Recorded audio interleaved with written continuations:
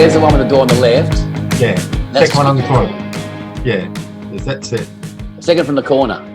Yeah. Okay, Kimble's just gone to feed the dog or something, so we'll wait a second. My dog. Yeah, it's definitely that one. The one that's grey. Yeah. All right. So, Yeah. so Rod, you lived there with Erica and the Howard sisters. Yeah, basically. But everybody else was sort of like crashed there as well. Everyone from Perth came over. I think Heidi. We had one stage. We had like 13 people there. Yeah. That first floor was where we were. Like we went out the back window onto the roof of the kitchen downstairs. It was like down the side of the house. With this house, what happens with this house, the back of it, you know, terraces usually got the laundry and the toilet at the back and all that. Yeah. This house was subdivided, so we only had the front bit, and then the back was hired out to another girl that used to work at the Clubs of the Cross.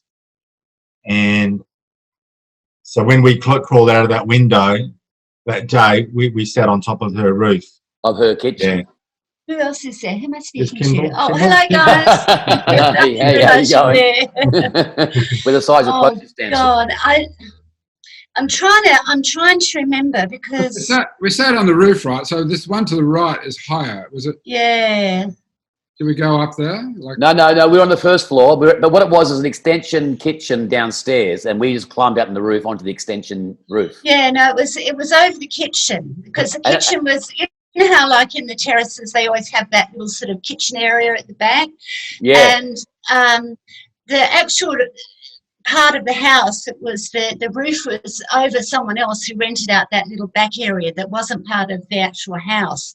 So we couldn't go outside. There was no outside for us. So we had to go out onto the roof. Well, I'll shut down this this picture now, but that's where it all happened. So Yeah. yeah. And so was it? Do you reckon it was midnight, after midnight, or before midnight? I can't remember that we all. Well, I remember walking up Oxford Street back to that apartment in Bondi. I got there in the like 3 or 4 in the morning, and I can remember going to the beach. So I reckon it was probably maybe after midnight. Right. So it was 81 when we formed the group. Ah, right. A good point. Yeah. It was basically my recollection of it. You tell me if you have a different memory, but I thought it was because we're all really hot, and we decided to go out, just sit outside on the roof to get some fresh air and drink a beer. Yeah, that's true. Yeah, because you used to get really hot in that house. Yeah. Yeah, we weren't passing humidity joints and or all that, anything like that. We're just passing a bottle of beer. Yeah. Because we didn't have a backyard. Well, it's just a slob on the roof. Just sort of like try to get cooled down. Yeah. Pretty sure there was acid in the punch. Yes, I do remember that. Now that's funny because I did hear that from someone else that was there, and I don't want to put anyone in to protect the guilty. I don't think anyone could afford acid, but none of us could. No, I heard someone told me that they had been. Yes, they had actually, and they didn't remember anything about the party. In fact, there was something about they'd made some baklava or something as well on acid. So. I remember I think I had a sip of it. I didn't have much, but I do remember have a lot of energy working. Whether I was just excited about the Hoodoo Gurus. We didn't have a name yet. We didn't. I did a long walk back along Oxford Street to Bondi. I remember that. Well, that's the thing. When we started, that's the thing. We actually never intended to be like anything, write our own songs. We just talked about doing everyone else's songs. And on that night on the roof in 1980. 81. We could do a lot of 60s nuggets sort of stuff. Yeah, and also Cramps and B-52s or whatever. We just thought we're going to just play a whole bunch of songs. And we'd be like metal as anything and play at a corner pub once a week, like have a residency.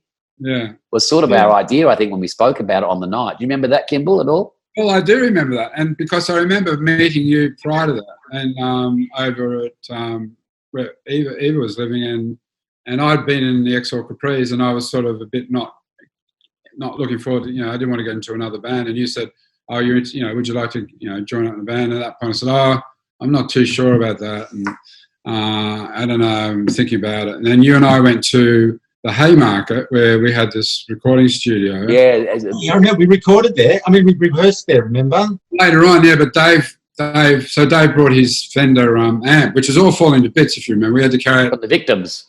We had to carry it. It was a great amp, though. It was a great amp. We had to carry it everywhere, and I bought my amp off. I remember off Rose Tattoo. I got the receipt from Rose Tattoo, $500.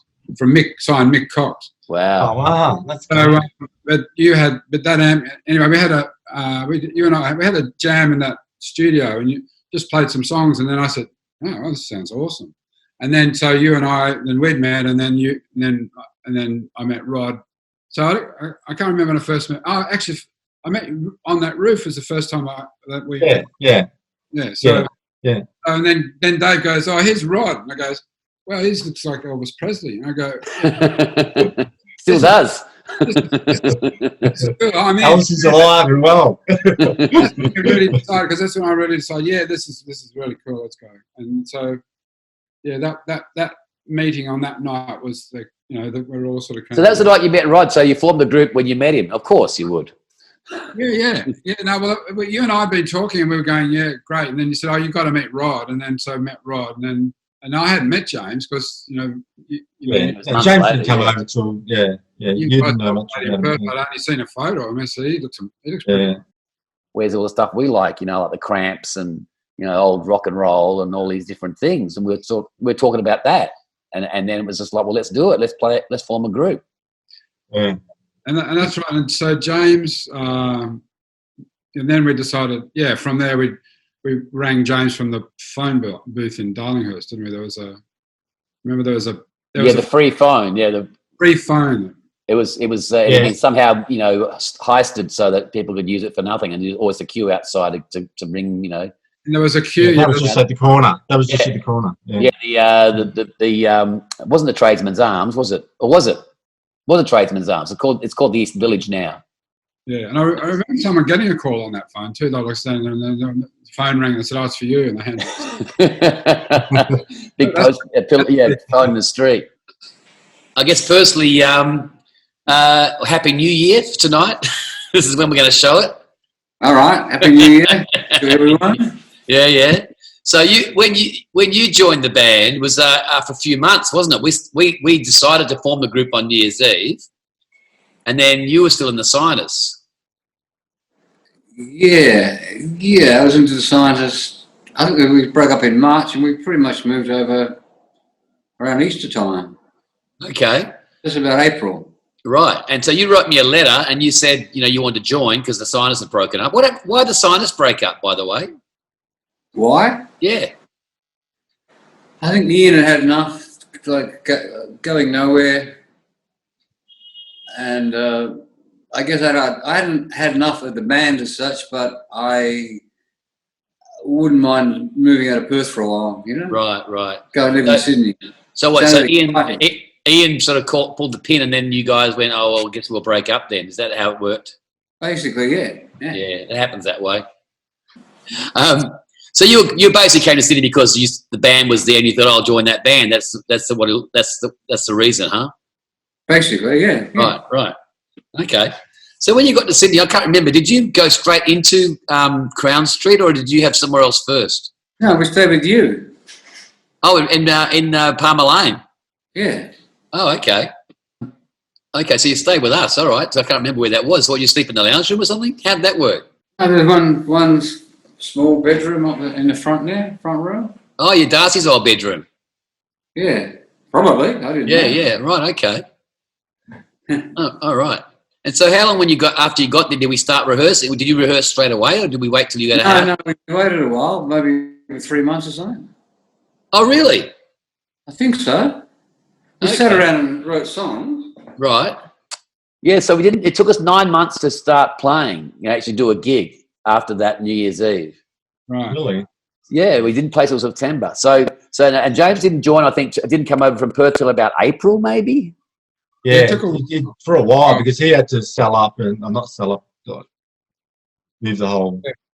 Took him a while to come over. Yeah. I don't think we rang James and asked him to join. I think he rang up. He wrote me a letter. I still have the letter. Oh, do you?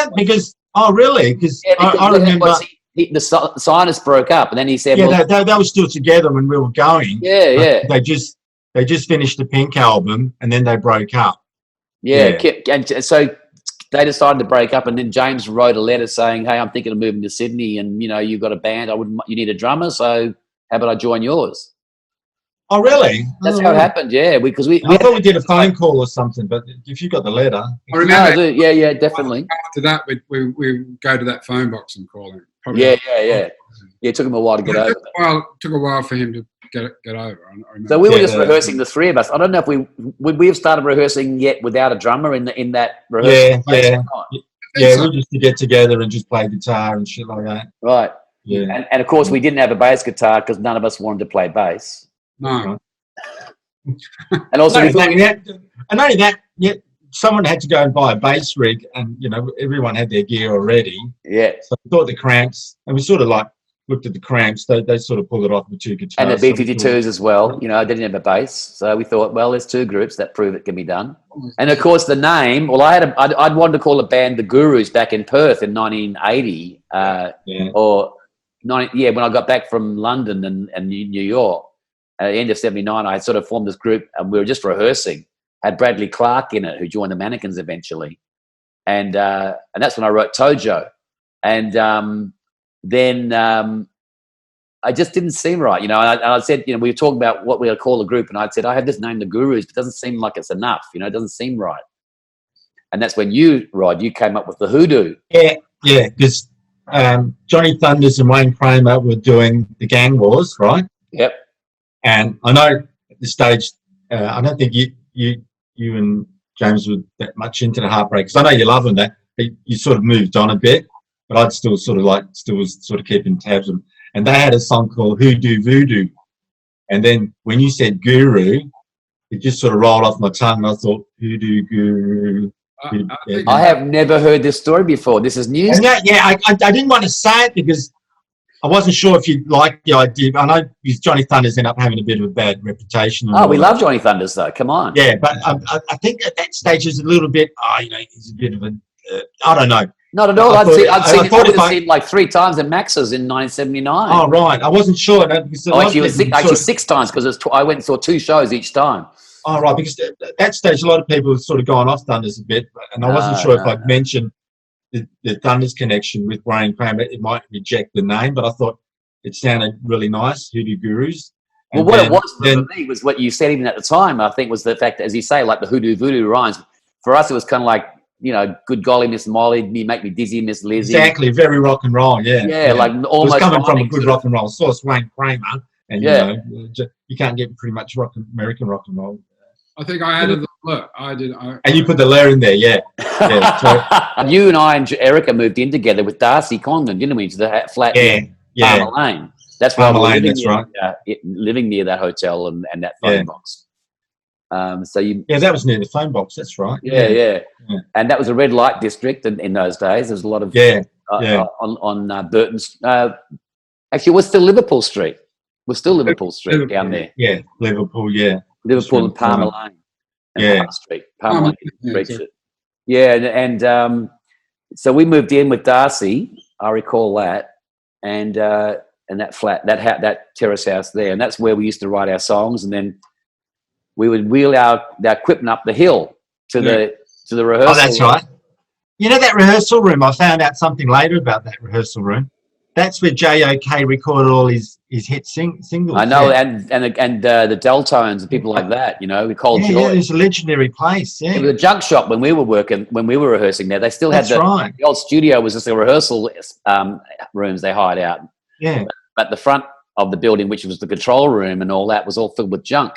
Yeah, and it was a junk shop on the street, and remember you could see through the glass, the window where the control room would be, where the producer would sit, was all full of junk, just piled up, different bits of scraps they were selling. Yeah, I'm pretty sure it's not there anymore, but you'd think they'd sort of keep something like that. I know, for J.O.K. J.O.K. lived down in Double Bay, and Cold Joy. But I can remember the time being impressed because I was a huge fan of Cold Joy. I guess we all were. Of J.O.K. And Johnny O'Keefe as well, yeah, of course. But we have to get there, though. We'd have to put our stuff into we'd have to con some taxi driver. That's right. And they didn't like the look of this because, as I say, it was a red light district, and we were telling them to go down this alley to Palmer Lane, which is this really windy little alley they had to get into. Yeah. And just so we could fill all this. And the thing would have been really small, just up the road, thanks. Yeah, that's right. It was tiny, and then plus we had drum Got to kits, the like, airport or with something like that. drum kits with all the bits of spikes and stuff of with Yeah, it sounds dodgy all around. To another lane, you know. yeah. We take it in turns. I remember to stand at the front and hail a cab, and then try and talk them into it. And then everyone else would come out with drums, and either the taxi driver would drive away or they'd take us. And we couldn't fit into the taxi ourselves. There was only one person going in the taxi with the driver, and then the others had to walk up the hill to meet him, which was just like 2 blocks. Yeah. Up the hill there, up at Taylor Square. We used to practice at that place up the street. Yeah. We talked about that the junk shop. Yeah, junk shop. With a guy, with a strange guy. Looked like a failed roadie or a failed musician or something. Well, it used to be a studio, and that's it was where someone famous recorded there. Yeah, well, Cole Joy used to record there. Rod reckons JOK did. I'm not sure if JOK did, but I think Cole Joy did. Oh, right. Yeah. And we had we do a rehearsal, and then we go to our favourite bar. What was it? The Hawaiian style bar. Oh yeah, inside the it was like a tiki lounge almost. It was like island, hut. Oh yeah, that place. That's great. Yeah. It was my tiki shirt. Yeah. It was next to the Greyhound terminal. It's perfect for Leilani. That's right. Yeah. We thought it was very appropriate for the Hoodoo Gurus to be drinking cocktails, or at least beers, whatever we could afford. Yeah. And of course, there was the Tin Hong, which we had the super cheap giant spring rolls that you could eat, and and next door to that was the bottle shop, of course, and they had the $2 flagons of wine, which used to be rocket fuel for our writing sessions. Yeah, the flagons. That's right. That was de rigueur, wasn't it? That's all you used to drink, wine out of that. And, beer. Yeah, those big glass, flagons. Yeah. And before cask wine. I mean, I'm sure cask wine was coming in, but we still could get them in flagons. And I think cask wine was a bit more expensive, and it was in a smaller box, so the flagon was a better value. I don't think you can get flagons anymore. Can you? No. That's why music sucks. Yeah, probably. Great music comes from a flagon. But anyway, Palm Lane. Then we had the fridge in the lounge room because we couldn't put one in the. Couldn't have one in the kitchen. Oh, really? Like typical Sydney architecture, So anyway, we found a fridge on the verge, and we dragged it home. And sitting there right next to the telly. Maybe I'd like to come down to Bondi because my fridge always was full of beer because I was son of a publican. But once the disaster happened when somebody broke into that apartment and stole the fridge with the beer in it. So I thought that's a good effort. How long did it take you to settle in? Did you get a job? I mean, was that when you were working at the Indian restaurant, or was that later? The whole stack of them, wasn't there? There's a couple of Italian restaurants and an Indian one, and then one in North Sydney, and half a dozen of kitchen hand jobs. Right. Yeah. Couldn't afford it. I don't think any of us could afford any extra curriculum. No one could afford anything, and the rent would kill you. And then, we all had one. I mean, you probably had a great job, but I was washing dishes at the cabin. I remember, and, with all those guys, the gay mafia were hanging out. And, survived mainly on pasta, I reckon. Yeah, pasta and wine. Yeah. But I remember very naturally. Like writing songs, for example. I remember one morning I woke up and you'd seen a movie the night before, and I used to do that. I used to stay up because I'd start later in the day, so I could stay up late and watch the movies, and you started early. So I used to stay up and watch movies, then write down lyrics, little bits of lyrics and shit like that. I think you and Ian and you and Alan Sharples wrote. That one time, Alan. I think you wrote one rhyme in Death Shit. Did.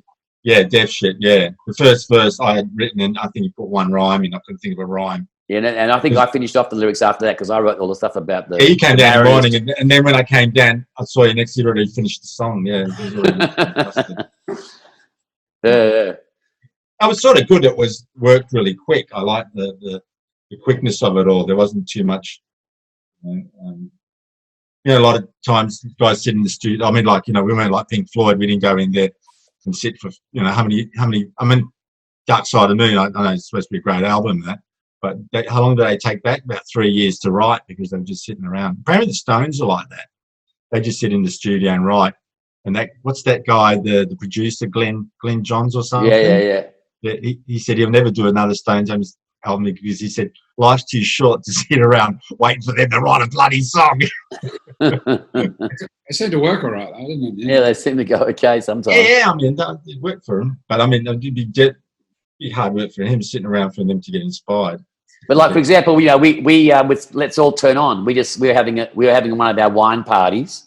And this was actually at James's house with Susan on Crown Street. And it was like, I'm not sure if you were there, Kimble, you might have been, but certainly you were there, Rod, and there was a few other people, and we were just basically saying, just toss some names in and I'll make them rime. That's how we made Let's All Turn On. It was basically like almost a drinking song. We basically just used our favourite, just did our favourite records that we, Yeah. And just try to find a way to make them rhyme, and get into the same rhyming scheme. Yeah. Good house, James. I remember that house distinctly because he had a couch right in the front there. He used to. Yeah. Always find James in that room there on the couch generally. Well, I was working at Hospital Products at the time. In the clean room. Like I looked like Homer Simpson with, like in. Oh yeah, I remember that. Yeah. You never saw me dressed up, but that's what I had to wear. I remember you telling me. It sounded really weird. I slipped, my eyes showing. That was all. It was a clean room, and I was there, and then I quit the day before our first gig. Oh, yeah. And that was actually, and of course, our first gig was in September. And I think it was 3rd, 4th, and 5th of September. It was the 3 days of Hoodoo Gurus. Yeah, it was a little handbill I've got idea. That somewhere. I've still got the original poster of that somewhere. Right. And that was because we had the thing, we were on Simon Townsend's Wonderworld first. That's right, yeah. We had a world premiere on TV before we even played the show. Yeah. Thanks to you, Kimble. Yeah, no, that was great, Kimble. Yeah, because I was working as an editor and making little films, and a lot of my friends, some of the cinematographers, one of them who was Andrew Lesney, who ended up getting the Oscar for Lord of the Rings. Wow. He passed away, unfortunately, but he was... He was going to do that Gurus thing, wasn't he? Yeah, exactly. And and because we knew all those, that whole group, we managed to get on the the Wonderworld show, and that was our auspicious entree. Yeah, well, and I remember that we didn't let them hear the demo for a long time because we knew they wouldn't let us do it if they heard how bad we were. Remember that? Like that, the producer. It was just a really cheap recording. That's what it was. Yeah. At M Squared. The producer kept asking for it. Where's this? I want to hear this record, and you just kept saying, kept making excuses. It's coming. Was it Garibaldi's where that? Was an Italian restaurant we used to go to down. It was Atlanta. Atlanta, that's right. The Atlanta restaurant where we filmed it, yeah. It was crazy the sort of gigs we used to do. Like there's all those sort of like warehouse parties and things, you'd go to and you'd play at, a gig with some other band just formed that week. Yeah. Like, it was a pretty amazing time. Like we saw Sardine at one of them, remember? Yeah, Sardine lived around the corner from us. Yeah. Yeah, Ian Ryland and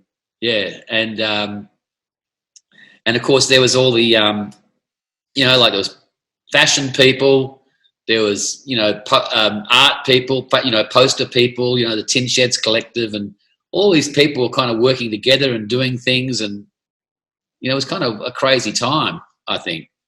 Yeah, no, it was a good time. I think it was good for the Gurus because there wasn't much opposition. Other bands, there weren't any.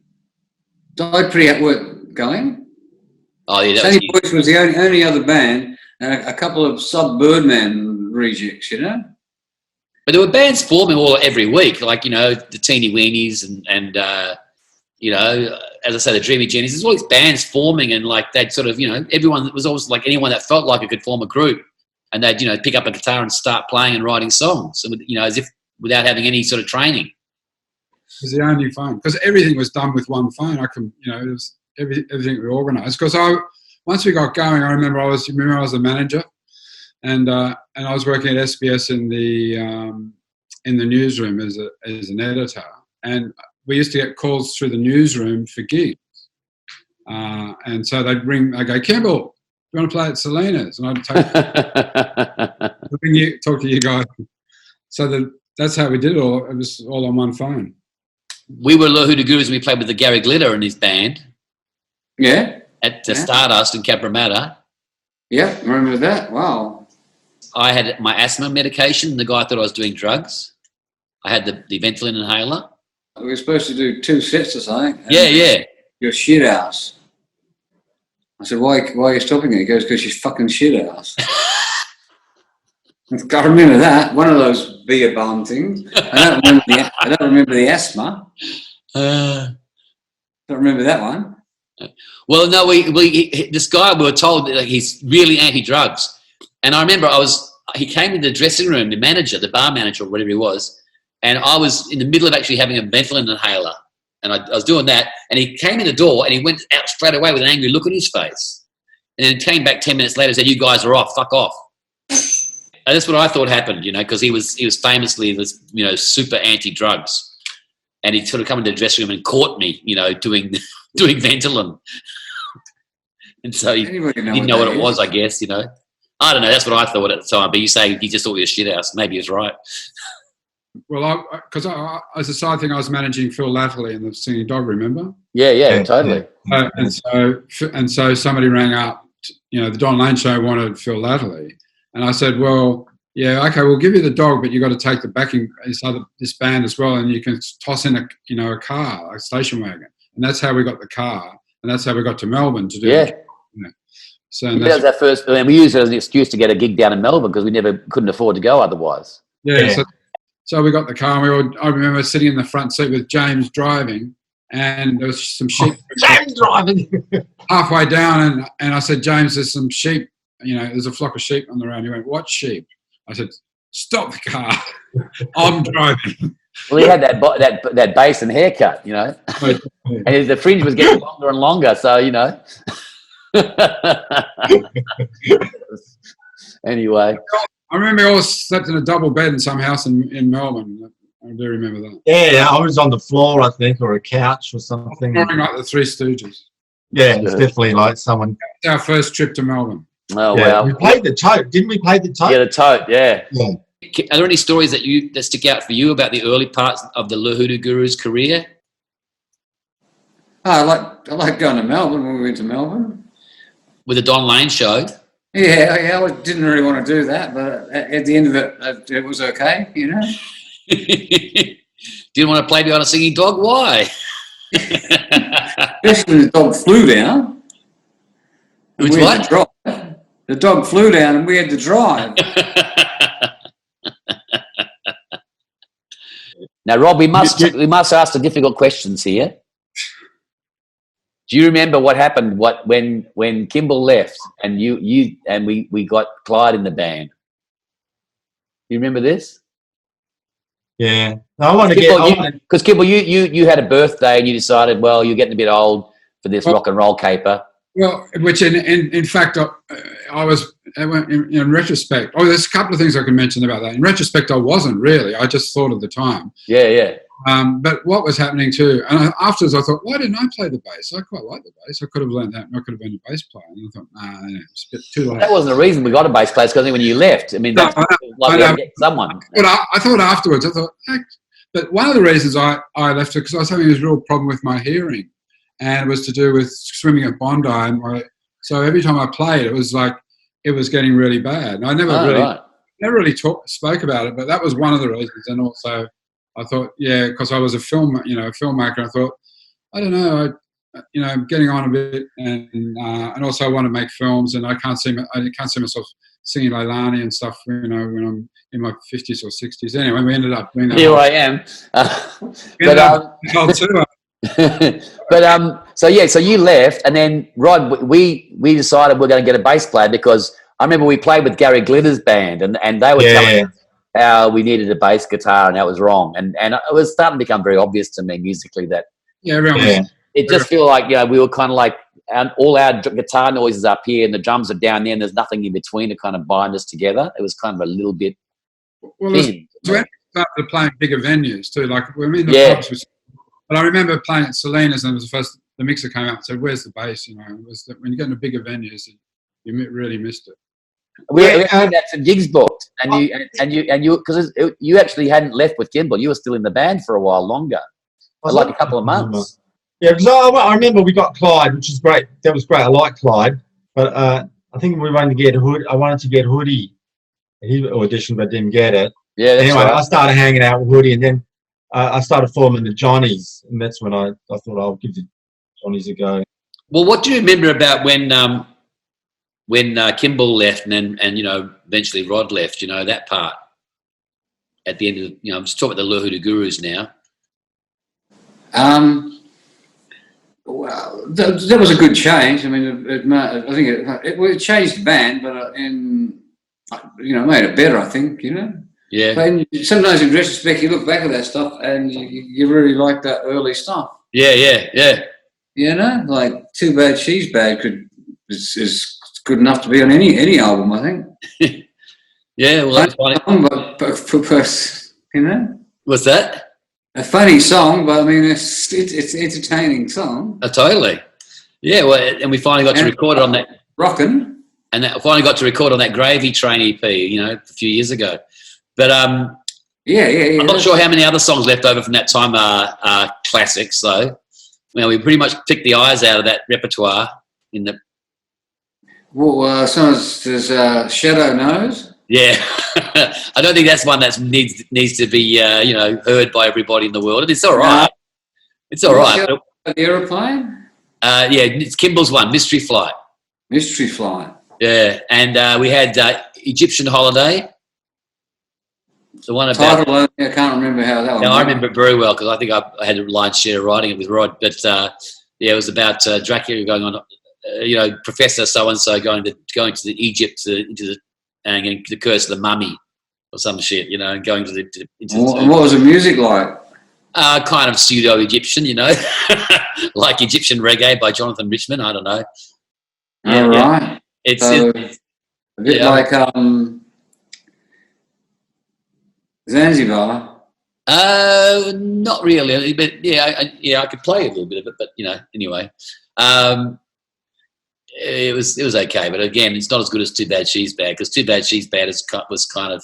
I mean, I think one of the songs, one of the other great songs, which was also on the Gravy Train EP, was "I Love a Mystery." That was one of the best songs we could record. Yeah, that's good. Yeah, that could have been on the first. That could have been on Stone Age Romeos easily. That's a great song. Yeah. So I mean, I have no regrets. I mean, the whole thing. I mean, yeah. I mean, I had a lot of fun in the Johnnies with the Hey Bells and the Totally. I'm just going to put together probably like about 15 minutes or 20 minutes. I don't know, whatever I can find that sort of sounds, just to throw on New Year's Eve. And unfortunately, there's no footage that I can use of us. But apart from there's nothing in those days. No cameras, no phones, no technology whatsoever. There must Look at be the bands these days. Well, just the Leilani clips. All there is. That's the only kind of evidence for us.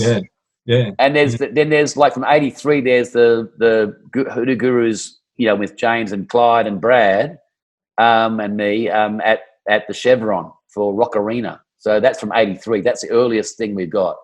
I think I introduced you to the restaurant. Did I do that? I used to go there occasionally. Yeah. I think maybe you did. Sydney was great back then. Yeah. But Mansell Room, all those Taxi Club, Benny's, and Taxi Club. I used to go to Taxi Club. Americans go there and do a bit of a flutter. Got to know all of the lay girls. They're pretty good girls. Yeah. And then the trade unions sort of started up. Trade unions. Everyone knows about that. We won't go into the trade union memories. We could be here all night on that one. Yeah. And also, a lot of people don't like their little band getting bigger. Nah, that's true. They like to figure they own it. It's their little band. And as soon as you start getting bigger, it's not jealousy. It's, it's like, it used to be ours, and now they're no longer ours, Right. Yeah, that's true. I saw him over here, and that's all, yeah. They end up getting the White Falcon. The White Falcon that, I borrowed you, you lent me $200 to, trade in my guitar, and I got the White Falcon Gretsch. Yeah. The Cramps had it. I went and saw him here at Selena, not Selena's, the Red Parrot, and there it was on stage. How do you know it was exactly where'd they get your guitar from? I must have bought it because I sold it in London to get home because I didn't get out of London to sell it, unfortunately. I sold this really rare guitar shop that had all like Jimmy Page's guitars in it. Thinking about it now, I should have traded and got a Jimmy Page. But, back then, it that's He's pretty just cool. selling for a reasonable amount of price. But the guy was really great. He knew all about the Australian bands and that. He's a big Rose Tattoo fan too. He goes, "Remember Rose Tattoo?" I go, "Oh, yeah, I know." He goes, "Wonderful band." They're a wonderful band. He said, "They drunk a pub dry here once." But anyway, he was a big fan of theirs. And anyway, the guitar had been modified, and what happened? There must have been a hole in the back, and you could tell there was, it was just little short little things, So I sold it to them, and they must have seen it and bought it. I don't think she ever used it. But she used it as a stage prop. But anyway, I was seriously thinking of going backstage to try to nick it back.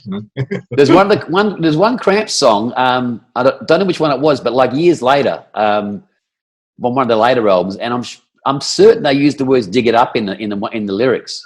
Did they? And I thought maybe they were kind of giving us a little backwards, like, yes, we know that you got that idea of that music from us, and we're going to tell you to recognize that, and here's a little tribute back, Yeah, because we did. It was totally as a Cramps tribute song, really. When we wrote it, we just wanted to write a song like the Cramps because we loved them so much. Yeah, we always showed where our influences were coming from. We were never sort of like trying to cover it up or anything. No. So you saw an ad or something saying, punk rock band wants drummer or something. No, punk rock band wants singer.